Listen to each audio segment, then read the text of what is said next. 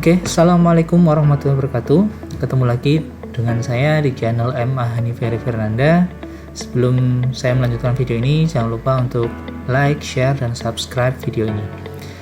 Oke, pada kesempatan kali ini saya akan menyampaikan tentang analisis senyawa anorganik. Kita tahu di sekitar kita ada dua jenis senyawa ya, ada senyawa organik dan anorganik.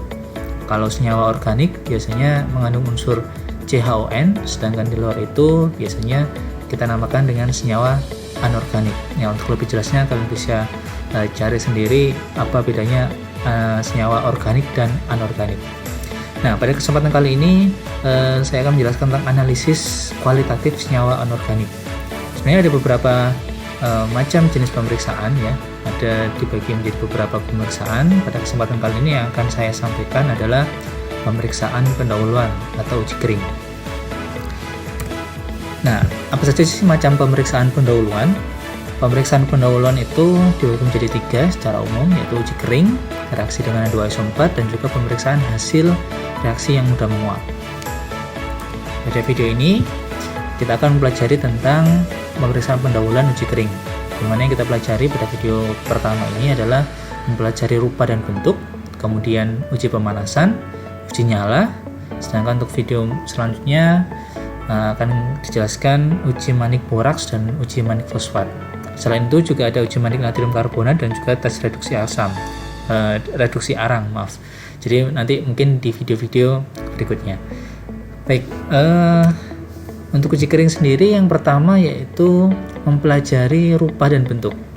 Kita tahu senyawa anorganik itu memiliki beberapa ciri khas baik dari warna, sifat higroskopis, bau, maupun sifat asam atau basanya. Jadi dengan melihat warna, sifat higroskopisnya, kemudian bau dan sifat asam basanya, kita akan lebih mudah mengenali secara kualitatif apa senyawa anorganik tersebut. Ya, yang pertama yaitu pengamatan warna. Kita tahu beberapa ion dari senyawa anorganik memiliki warna-warna yang khas, misalkan hijau, biru, merah jambu, kuning, coklat, dan hitam. Nah, contohnya misalkan yang sering kita jumpai COSO4 ya, CO2+ itu memiliki warna biru, kemudian nikel memiliki warna hijau, kuning, senyawa feri, coklat, fero, dan sebagainya. Nah, cara mengamatinya biasanya hanya kita larutkan dalam air atau bisa juga dengan asam encer. Dan seketika biasanya ada langsung perubahan warnanya, dan di situ kita harus segera perhatikan karena perubahan warna ini bisa jadi berlangsung secara cepat. Dari warna tersebut kita bisa memprediksi beberapa warna yang utama. Contohnya misalkan biru, bisa kita identifikasikan bahwa biru itu merupakan warna khas dari tembaga. Begitu juga hijau, kuning, merah, ungu. Nah, ini khusus untuk permanganat biasanya. Jadi dari warna ini secara tidak langsung kita sudah bisa mengidentifikasikan, oh apakah ini senyawa anorganik tembaga mungkin, atau kromat, atau permanganat, dan sebagainya. Jadi intinya dari warna kita sudah bisa memprediksi apa senyawa anorganik yang kita punya tersebut. Yang selanjutnya yaitu uji kering, yaitu dengan melihat sifat baunya. Jadi bau sering memberikan petunjuk yang benar. Jadi beberapa senyawa anorganik itu memiliki bau-bau yang khas. Misalkan NH3 atau NH4 amonia ya, bau khas dari amonia sangat menyengat. Kemudian H2S garam sulfit, kemudian bau cuka, halogen, nitros. Mungkin ini ada beberapa yang termasuk senyawa organik, tapi untuk anorganiknya biasanya memang jarang memiliki bau. Jadi kalau senyawa organik lebih cenderung mengeluarkan bau dibandingkan dengan senyawa anorganik. Sehingga bisa kita tahu bahwa senyawa-senyawa anorganik mungkin ada beberapa yang malah tidak memiliki bau. Oke, selanjutnya sifat higroskopis. Nah, ada beberapa garam yang memiliki sifat higroskopis, misalkan CaCl2, MgCl2, FeCl3 itu sangat bersifat higroskopis.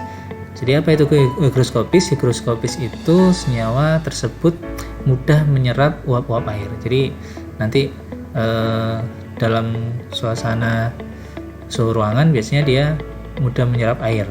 Nah, kemudian sifat asam basa ini bisa kita campur dengan sedikit air untuk mengamatinya. Kemudian kita letakkan sepotong kertas lakmus. Jadi kalau lakmus tersebut berubah warna, bisa kita tahu apakah senyawa tersebut termasuk sifat asam atau basa. Kemudian uji kerang yang kedua yaitu pemanasan.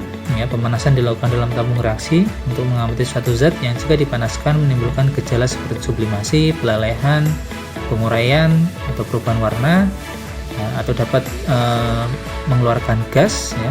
Caranya yang sangat mudah yaitu menaruh sedikit zat, kemudian kita masukkan dalam pipa atau tabung reaksi, kemudian kita panasi dengan bunsen, lalu kita amati di situ apakah ada perubahan atau tidak.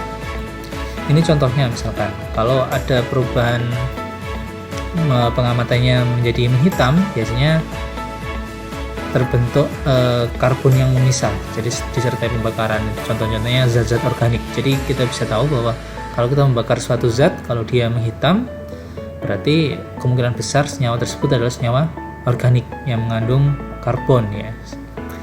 Kemudian menghitam disertai pembakaran, ada baunya, bisa jadi itu garam-garam CO, Mn, Ni pada suhu yang sangat tinggi sekali tapi ini.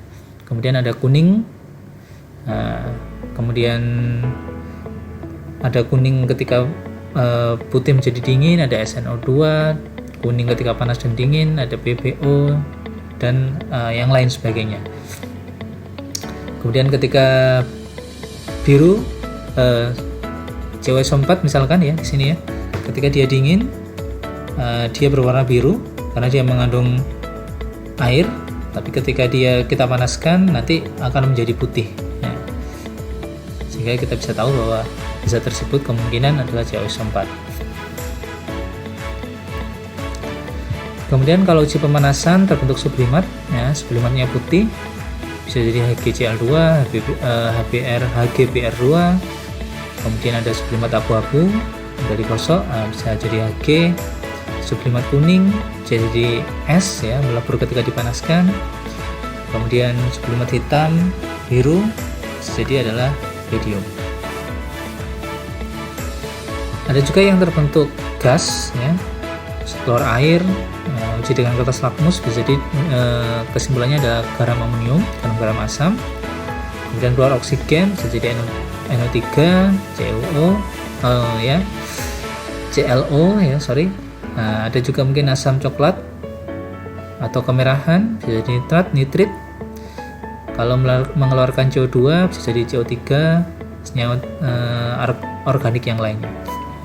Kalau keluar aseton bisa jadi yang kita bakar adalah asetat dan sebagainya. Ini contoh-contohnya. Ada banyak contoh yang lain. Nanti silakan kalian bisa cari sendiri. Intinya dengan pemanasan ketika terjadi perubahan bentuk kita bisa prediksi senyawa anorganik apa yang ada di situ. Oke, kemudian yang paling spesifik ya untuk uji kering adalah uji nyalanya. Jadi uji nyala ini ada beberapa senyawa logam yang memiliki hasil warna nyala yang spesifik.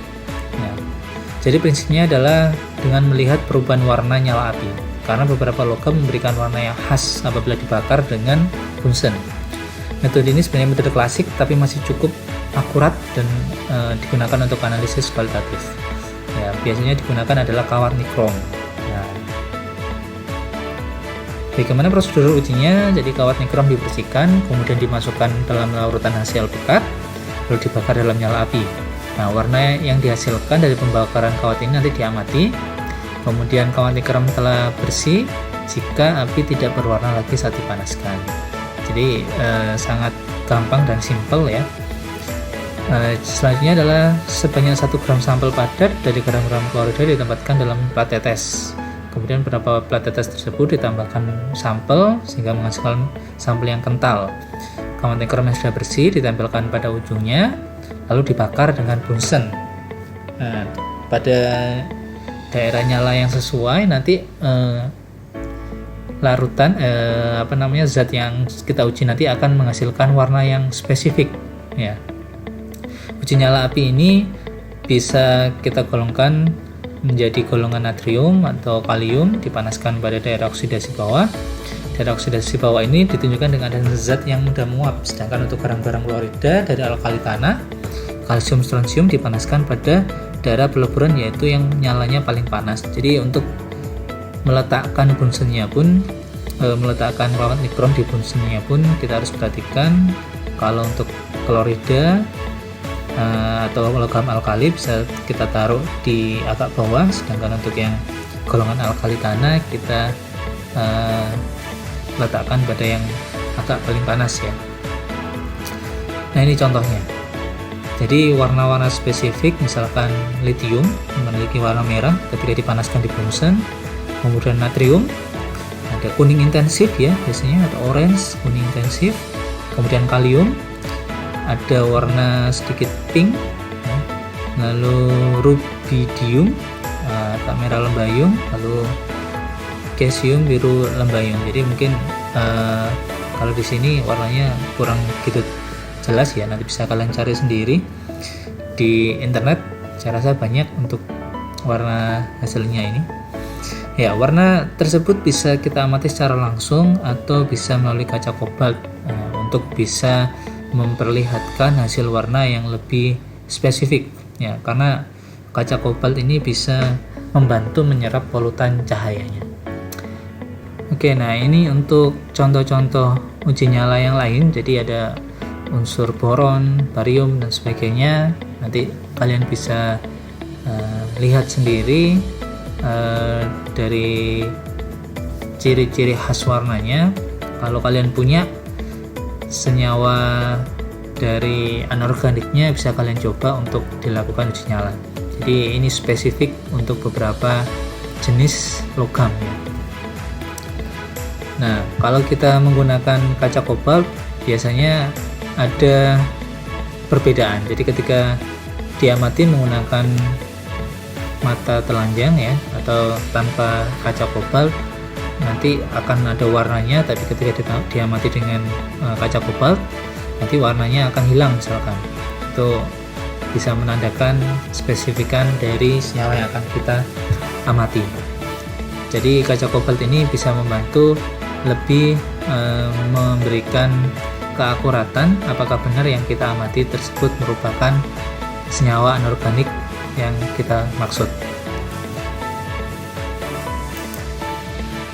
Oke, mungkin itu saja yang bisa saya sampaikan pada video kali ini. Sekali lagi jangan lupa untuk like, share, dan subscribe video ini. Tunggu video saya berikutnya. Terima kasih telah menyaksikan video ini. Wassalamualaikum warahmatullahi wabarakatuh.